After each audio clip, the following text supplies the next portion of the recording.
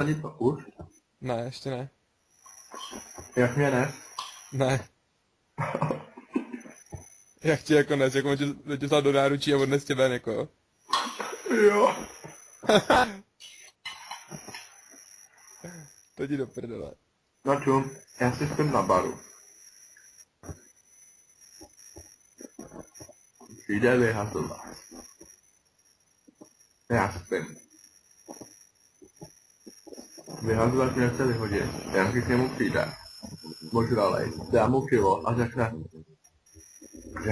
hlavně bez násilí. Hlavně bez násilí. Jako fakt? Jo. A ten vyhazovač. Jo, v pohodě. Kamo?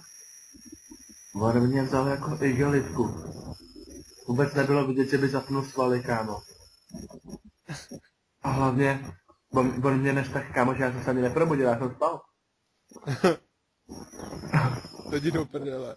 Je normálně od dnes, kámo, dvě patra nahoru se mnou šel, protože jsem byli 2 patra dolů.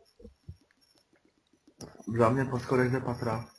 Necítil jsem nic, spal jsem. A jenom mě posadil ven. Já jsem se probudil, protože byla zima po půl hodině. A vrátil jsem se tam, to se neboj. A co? Že jsem se tam vrátil, to neboj. A víš, co je nejvíc na tomhle? To nevím. Když jsem se probudil a už jsem tam pil další pivo, jak mě říká, kámo, to jsou nejlepší vyhazovači, kámo, největší hovada. Já jsem s nima kámoš, kámo, to jsou mý kámoši.